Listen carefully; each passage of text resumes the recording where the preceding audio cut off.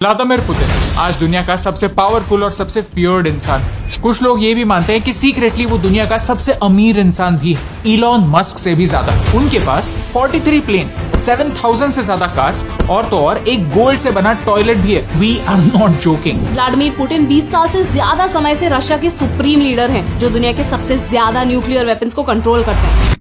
How did Putin become the most powerful man in the world? छोटा Vladimir ना ही कोई Prince था, ना ही किसी रिच फैमिली से बिलोंग करता था, बल्कि एक साधारण घर में जन्मा था। उनकी माँ फैक्ट्री वर्कर और पिता सोवियत नेवी में थे। वो एक कम्युनल इलाका में रहते थे, जहाँ घर के अंदर टॉयलेट तो छोड़िए, किचन भी नहीं हुआ करता था। एक छोटे से कमरे में गुजारा करना पड़ता था। कम्युनिज्म और गरीबी को अपने आंखों के सामने देखते देखते वो बड़े हुए और जॉब ढूंढने लगे। और जॉब कहाँ मिला? केजीबी में, जो यूएसएसआर की सीक्रेट एजेंसी थी। अमेरिका और यूएसएसआर के बीच कोल्ड वॉर के दौरान उन्होंने कई सीक्रेट ऑपरेशंस कैरी आउट किए और अपने देश के लिए एक इम्पोर्टेंट एसेट बने। आज रशिया दुनिया का सबसे बड़ा देश है, लेकिन 1991 से पहले उससे भी बड़ा एक देश था, सोवियत यूनियन। रशिया को छोड़कर 15 और देश इस बड़े यूनियन का हिस्सा थे। लेकिन 1991 में सोवियत यूनियन टूट गया और रशिया में पॉलिटिकल और इकोनॉमिक क्राइसिस आ गया। On a personal level Putin को इस बात का बड़ा झटका लगा। 1991 से लेकर 1999 तक का समय रशिया की हिस्ट्री में एक मुश्किल समय रहा। बोरिस येल्त्सिन, जो उस समय रशिया के प्रेसिडेंट थे, रशिया के वर्स्ट प्रेसिडेंट माने जाते हैं। उनका एटीट्यूड रशिया के लोगों को बिल्कुल अच्छा नहीं लगता था। फिर वो वेस्टर्न लीडर्स की चापलूसी करना हो या पब्लिक में दारू पीना और नाच गाना, ये रशिया के ऑर्थोडॉक्स कल्चर को सूट नहीं करता था और इनकी लीडरशिप के अंडर गरीबी बढ़ी। उनकी वजह से रशिया की मेन इंडस्ट्रीज चंद लोगों के हाथ चली गई।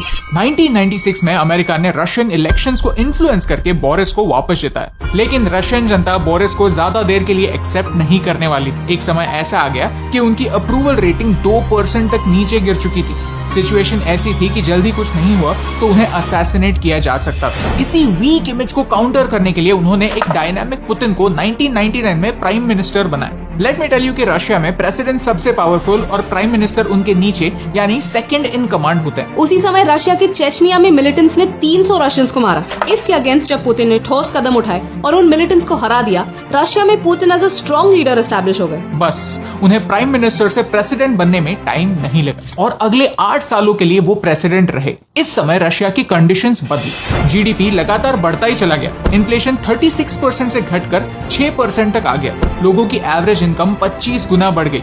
रिजल्ट्स दिखे, लेकिन क्यों? अच्छी पॉलिसी मेकिंग की वजह से नहीं, ऑयल की वजह से। जैसे तेल की डिमांड और प्राइसेस बढ़े, रशिया की इकोनॉमी भी बढ़ी। On the other hand, police reforms और मिलिट्री रिफॉर्म्स के साथ रशिया बदल रहा था। लोगों को फिर से पुतिन एक ग्रेट लीडर की याद दिला रहा था। इसी के चलते चलते 2004 में पुतिन को 71% वोट मिले और वो फिर से इलेक्ट हो गए। टेक्निकली एक इंसान सिर्फ 2 टर्म्स के लिए प्रेसिडेंट हो सकते हैं, लेकिन पुतिन स्मार्ट थे। उन्होंने 2008 के बाद as a prime minister role ले लिया और उनके ही जूनियर को प्रेसिडेंट बना दिया।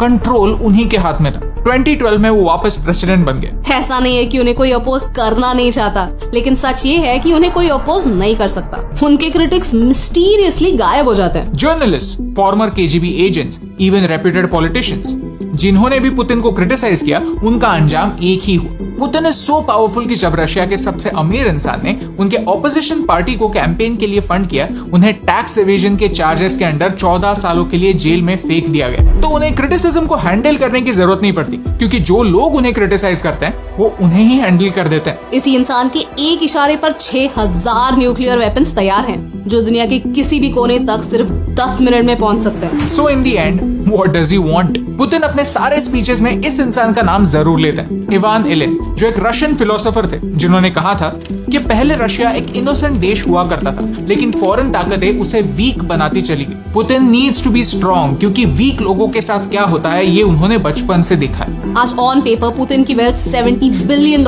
है, लेकिन फाइनेंशियल एनालिस्ट का मानना है कि उनकी असली वेल्थ $200 बिलियन से ज्यादा है, which makes him richer than our favorite Elon Musk। Geopolitics में कोई दोस्त नहीं होता। भारत को प्रोटेक्ट करने के लिए हम किस तरह के लोगों से डील कर रहे हैं, ये समझना हमारे लिए इम्पोर्टेंट है। And that's why this video. So this is the story of Vladimir Putin, दुनिया का इकलौता इंसान जो चाहे वो सब कर सकता है, लेकिन जिसके खिलाफ आवाज उठाने की हिम्मत कोई नहीं करता, और जो करता